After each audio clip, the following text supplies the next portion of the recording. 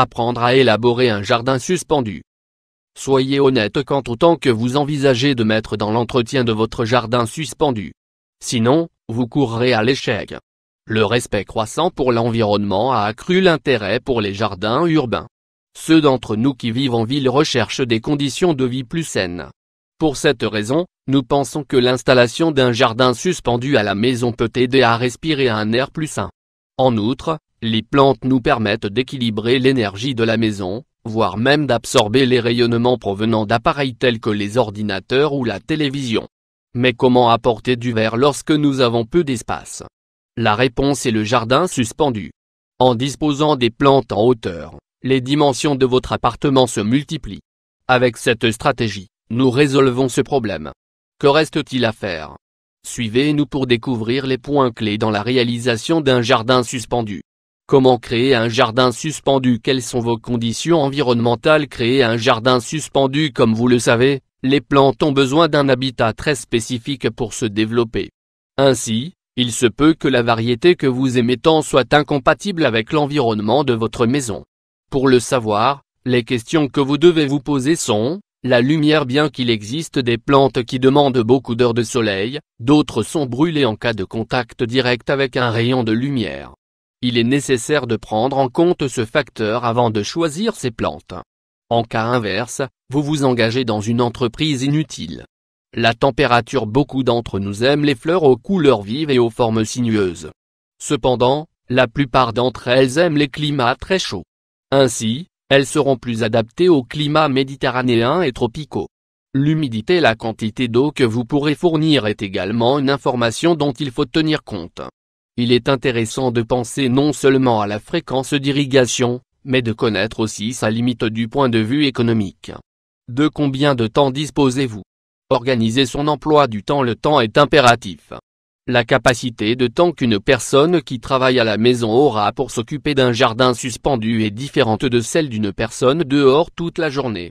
Toutes les plantes ont besoin de soins et d'attention, mais certaines plus que d'autres. Par conséquent, l'idéal est de sélectionner celles qui correspondent à vos possibilités à cet égard. Si vous ne pensez pas assez à cet aspect, vous risquez d'être frustré lorsque vous verrez que vous ne pouvez pas garder votre jardin urbain en vie. Par conséquent, nous vous recommandons de ne pas vous laisser emporter par le désir de développer un jardin suspendu si vous n'en avez pas la possibilité. Soyez réaliste. Aimez-vous sortir boire un verre après le travail? Ne vous mentez pas et pensez dès maintenant que vous devrez garder ces moments-là pour vos plantes. Cependant, nous avons des habitudes pour certaines raisons, elles nous aident à faire face au stress, à respirer, on finit toujours par y revenir.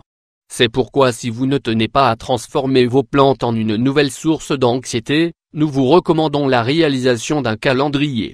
Conception du jardin suspendu. Conception du jardin suspendu. Quand nous abordons l'aspect design, il faut réfléchir à la façon de placer les plantes, au type de support et au substrat que nous utilisons. Les caractéristiques de notre intérieur déterminent dans une large mesure ces décisions. Le mobilier, l'agencement des pièces, la hauteur des plafonds. Tout cela intervient dans la structure que nous choisissons. Y voir clair et simple, puisque cela dépend de la taille des pots, de leur forme et des espèces de plantes que nous cultivons.